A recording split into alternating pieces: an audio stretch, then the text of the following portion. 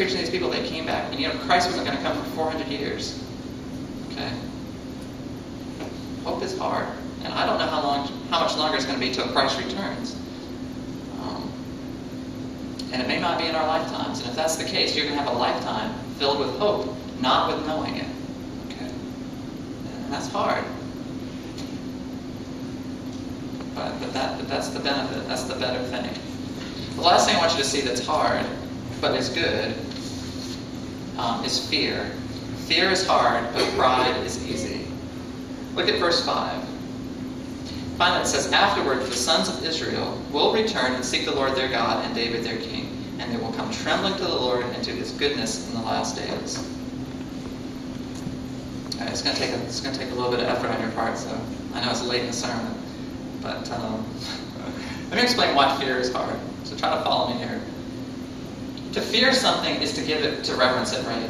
If you fear something, you respect it, you revere it, and that which you revere, you worship, right? Yes, that which you fear, you worship. You ascribe value to it. And that which you worship, you make a sacrifice for. When you worship something, you're saying that it's of value to you. And there's no way to prove that something's of value to you without giving something else of value. If you want to worship a woman, you give her time, you give her roses, you give her money, you agree to go dancing. I don't know what you do. I didn't even bring that up. In trouble. But if you work to worship God, to show that you think God is valuable, how do you show him that he's valuable? You have to give him something of value, right? Well, what's valuable to God? What do you have of value to give him? Well, you can give him your time. You can give him of your will. You can give him of your praise. Okay, so if you fear something, you revere it. If you revere it, you worship it. And if you worship him, you must make a sacrifice. You must give up something. And sacrifice is hard. Okay, so there you have it. Fear is hard because fear invariably will always lead to sacrifice. If you fear something, you're going to make a sacrifice for it. And sacrifice for us is very hard. It's much easier to just remain where we are in pride. Why do most believers come to know the Lord as children? It's very simple. Because children have less to lose. It's that simple. You go and you present the gospel to a child. It's not going to cause a radical change in their thinking or in their life. And so it's very easy for them to accept. I mean, listen. If you go to somebody who's in the process of building a home, they've got their capital, they've got the energy, they've got the materials, and they're going to go build a home. And you go to that person, you say, listen, you really shouldn't build on the shore, on the sandy land. You really should build on the rock. Because I'm just telling you right now, if you build on the shore, it might be nice, but you're going to have to build it twice. You're going to have to build your house once more nice. But if you build it on the shore, a storm could come up and it could be destroyed. But if you build it on the rock, any storm could come up and it won't be destroyed. So that person, having never built the home, may very well build their house on the rock. They may not. They might say, I'm a gambler, I'll risk it, and I'll build over here. But more likely than not, they're going to take your advice, right, and build on the rock.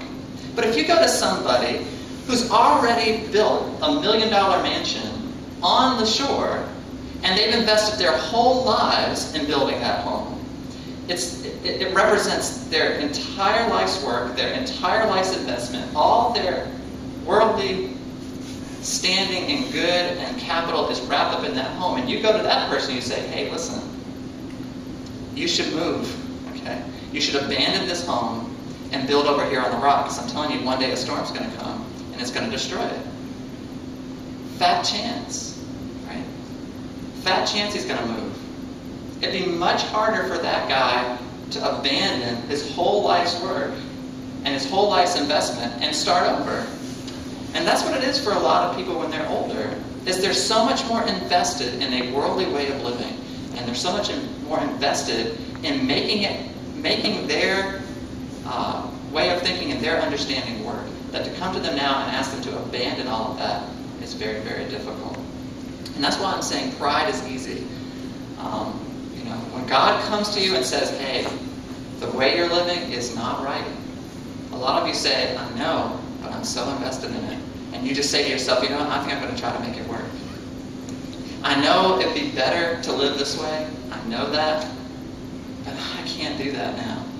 Maybe if I'd heard about this when I was younger, I could go back, and if I could relive it, I'd do it differently. But today, I'm so wrapped up in it this way, I'm just going to try to make it work. I know that's sorry. I know it's going to create some frustration, but I can't start over. That's impossible. It's going to cost too much. It's going to take big sacrifices on my part. And so we just stay in pride. Pride is easy because you're already there. Fear, however, gives birth to wisdom, and that wisdom is very costly. So that's my charge today. Look at the last part of verse 5. It says they did come back. He said the sons of Israel will return, and they will seek the Lord their God and David their king, and they will come trembling to the Lord and to his goodness in the last days. Israel waited hundreds of years for Christ, and he came. Okay? And they came trembling, and they found salvation. That we're waiting now for the second coming of Christ, and it's our responsibility to be full of hope and to fear God and to make sacrifices in accordance with that, even though it's difficult and hard. And so what I've posed to you here today, I've tried to tell you that in the two gravitational pulls in our life, that of sin and that of love and God, they both have a lot of power, but for a lot of us today, we're very heavy and weighted down because of our proximity to sin, because we haven't broken free of it. And the reason why we're still so close to sin and the worldliness is because of all the things that are hard. Love is hard, hope is hard, and fear is hard. And so just like it takes a lot of energy, like I said, to blast ourselves into space, you're not going to get the victorious way of living unless you accept the challenge to expend that energy, to expend that effort, to accept God's love, to live in hope, and to fear God and make the sacrifices commensurate with it. You can't do it. And so a lot of us live loving wine, hating God and the world and the way things work out, and being prideful and trying to make sin work. And we're miserable. So that's the charge for you today. I pray that we'll break free and live in peace. Let's pray.